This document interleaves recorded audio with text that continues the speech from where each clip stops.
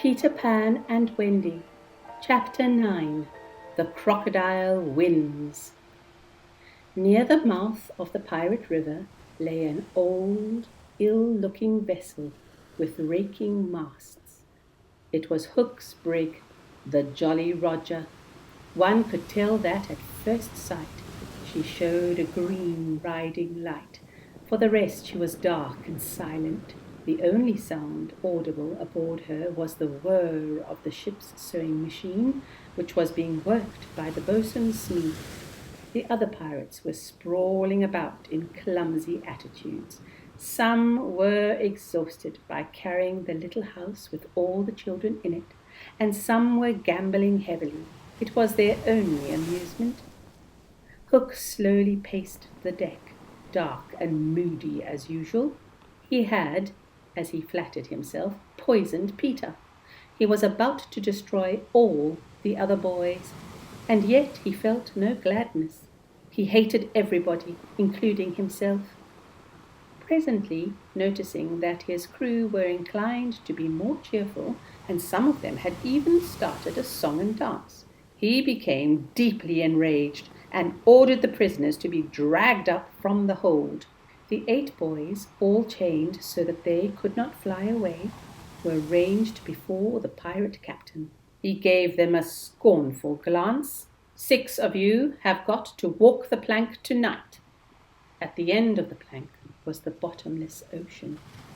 But I can do with a couple of cabin boys. Which of you has the gumption to join the Jolly Roger? Wendy, who was still down in the hold, had told her family not to anger Hook more than they could help. So the lost boys were very polite in explaining, one after another, well, sir, I don't think my mother would like me to be a pirate. Mothers come in very handy at awkward times like this. Hook turned to John and Michael. He asked, had neither of them ever wanted to be pirates? John was too truthful to deny it. He said that he had once thought of calling himself Red-Handed Jack, and Hook was satisfied at this reply. That shall be your name, he assured John. What name should I have? Inquired Michael. Hook answered immediately, Blackbeard Joe. What do you think? The 2 boys questioned each other. I suppose we shall still be subjects of the king, said John. Oh, no, said Hook savagely. You would have to say, down with the king, before you became cabin boys, and at every opportunity afterwards. Then I refuse, cried John. Same here, said Michael. Rule Britannia, exclaimed Curly. Hook bellowed at them. Your doom is sealed. Get the plank ready. Fetch up their mother to see their fate. The men flew to obey him. Wendy was distressed, of course, and afraid, of course, but still more she was disgusted. The dinginess of the ship, the dirtiness of the decks, the dishes, the pirates' clothes, and everything else made her full of contempt for such a slovenly lot of lazy-bones. She looked disdainfully at Hook. You are to see your children walk the plank, he snarled. Let us hear a mother's last words to her children. My dear boys, said Wendy, here is a message from your real mothers. They say, we hope our sons will die like English gentlemen. We shall, they cried, feeling much better for these brave words. We shall do what our mothers hope. Tie her up to the mast, yelled Hook. I'll save you yet, whispered Smee as he tied her, if you'll promise to be my mother. I would rather have no children at all, said Wendy coldly. The boys stared and shivered as they saw the plank which they must walk one by one, and Hook, with a fiendish grin, moved towards Wendy. He meant to keep her face turned towards it, that she should not lose an inch of the dreadful sight. But just as he was about to claw her head round that way, tick, tick, tick, tick, tick, tick, tick, tick, tick, tick, Hook wilted and fell in a crumpled heap, and everyone was thinking the same ghastly thought. The crocodile is climbing aboard the ship. There was no escape. Hook, on his hands and knees, crawled as far as he could go, crying, "Hide me!" And his crew gathered closely round him. They had no heart to fight. If the crocodile was coming, it must come. They could not cope with it. The boys rushed to the side to see the crocodile climbing, and behold, there was not the ghost of a crocodile. It was Peter, ticking like mad. He signed to them to keep quite silent, and went on ticking and climbing. He had indeed been ticking so long that night that he hardly knew he was doing it. At first he had done it to keep the wild beasts from attacking him, but later on it became mere force of habit. A pirate came up from the side, and Peter was on him before he could squeak. His body was instantly cast overboard. The other pirates began to look around, hearing the splash it made. Had the crocodile changed its mind and jumped down again? Peter disappeared into the cabin. There was not a tick in hearing. "It's gone," said Smee. Hook stood up, and to punish the children for their having seen him such a cowardly custard, he ordered that they should be flogged with the cat o' nine tails before they walked the plank. They begged for pity on their knees, but this only amused the loathsome pirates. "The cat of nine tails in my cabin," said Hook. "Fetch it, Jukes." "Aye, aye, sir." These were the last words Jukes ever uttered, for while Hook and his crew were chanting their pirate song for sheer malignant joy, a frightful screech arose from the cabin, followed by a high, weird, crowing sound. Cecco the Italian pushed into the cabin and staggered out, white and trembling. "Bill Jukes is in there, stabbed," he gibbered, "and that crowing thing is there too. Something very wrong, says I." Hook perceived the alarm of his men and the delight of the boys. He was infuriated.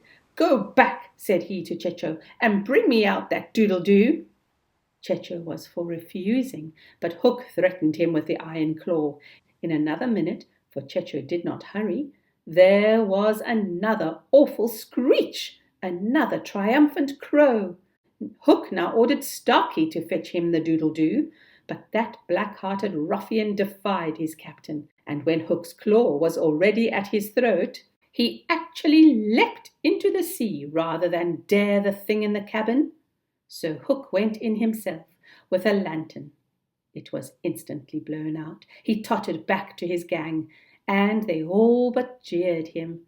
They marked his green and pallid looks. The children, however, did not jeer. They cheered, and Hook was resolved to revenge himself on them. He had them driven into the cabin and the door shut on them. "Let them fight the doodle-doo for their lives," cried Hook. "If they all get killed, what matter? It will save us the trouble in the long run." Peter had discovered in the cabin the key which would unlock the children's chains. He freed every one of them and armed them with any weapons he could find. They stole out, and Peter cut the cords that bound Wendy to the mast. He bade them all hide, while he stood in Wendy's place by the mast, wrapped closely in her cloak. There he sent forth a mighty, magnificent crow. The pirates took this to mean that the terror in the cabin had killed the whole 8 of the boys. They were quaking and quailing with fright. They declared that the ship was doomed, that they were all done for, and that they thought that the curse was a man with a hook. "No, no," exclaimed Hook, "it's that girl there. Always brings a pirate ship bad luck, it does. A woman aboard, fling her to the fishes." They rushed at the cloaked figure by the mast. "Nobody can save you now," they mocked.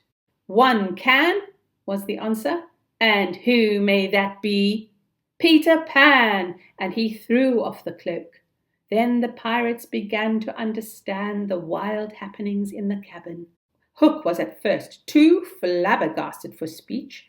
At last he called upon his men to cut him to pieces, but that was easier said than done. Peter summoned his hidden boys, and a desperate fight took place.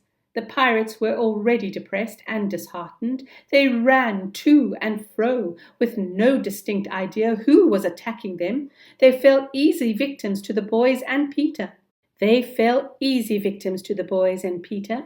At length all were accounted for but one.